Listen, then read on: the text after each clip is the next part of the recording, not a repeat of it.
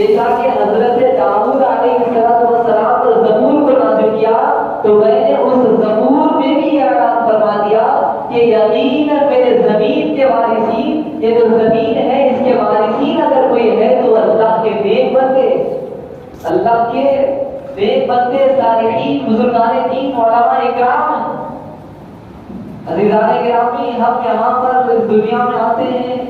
Properties کو تیار کرتے ہیں، خریدتے ہیں، اور جب ہمارے وصال کا وقت قریب آ جاتا ہے تو ہم اس کو اپنے اولاد کے لیے وراثت میں چھوڑ کر جاتے ہیں، اولاد کو اپنا وارثی بنا دیتے ہیں۔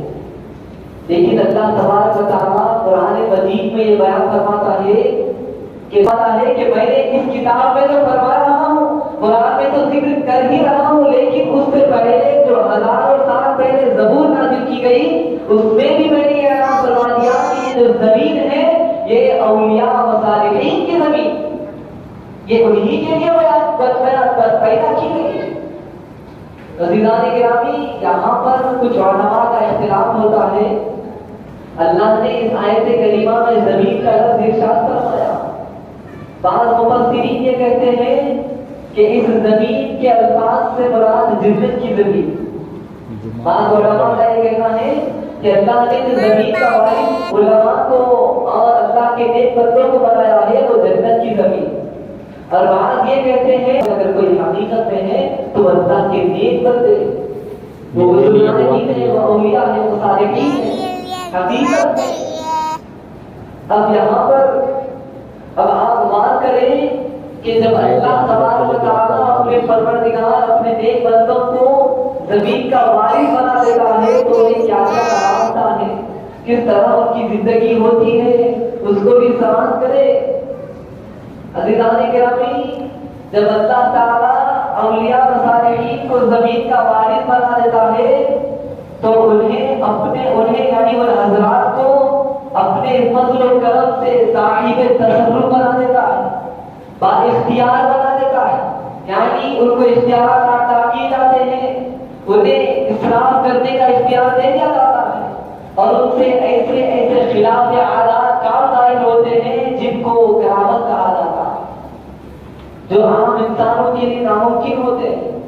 جو عام انسان اپنی عقلوں میں نہیں لا سکتے، ویسے کام وہ کرتے نظر آتے ہیں، کیونکہ حقیقی زمین اگر کسی کی ہے تو وہ اولیاء و صالحین کی، وہ بزرگان دین کی، اللہ کے نیک بندوں کی۔ تو اللہ تعالیٰ خالی انہیں زمین کا وارث نہیں بنا رہا، بلکہ زمین میں آ کر وہ ایسے کام، ایسے اعمال کرتے ہیں کہ جس کو دیکھ کر لوگ حیران اور دنگ رہ جاتے ہیں۔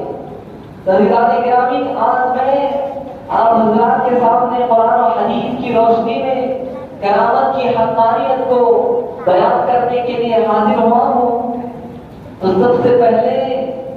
ہم ہمارے عقیدے کو سماعت کرتے ہیں کہ ہمارا عقیدہ اس کے بارے میں کیا ہے، کیا کرامت کی حقانیت، کیا ہم پر یقین رکھنا لازم ہے یا نہیں، سب سے پہلے اس کو سماعت کرتے ہیں۔ اہل سنت والجماعت کا متفق عقیدہ، اہل سنت سے مراد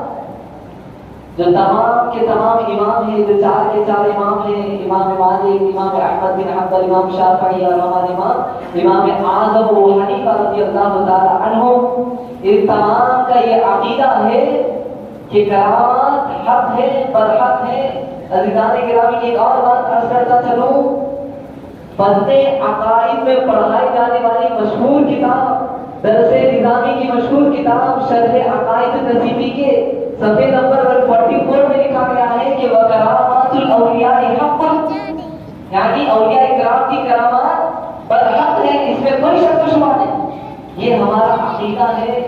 اس کے اگر کوئی خلاف ہو جاتا ہے تو وہ بدعقیدہ ہو جاتا ہے، اس کا ایمان اس کے دل سے خارج ہونا شروع ہو جاتا ہے۔ تو یہ عقیدہ سب سے پہلے جوانے کہ اولیاء کی کراماتیں برحق ہیں، یہ ہوتی ہے، اس پہ یقین رکھنا ہر مسلمان پر لازم و ضروری ہے۔ اب اس کے بعد میں آپ کو یہ بتاتا چلوں معجزہ اور کرامت کے درمیان میں کیا فرق ہے، معجزہ کس کو کہتے ہیں اور کرامت کس کو کہا جاتا ہے۔ معجزہ وہ خلاف عادت عمل ہے جو کسی نبی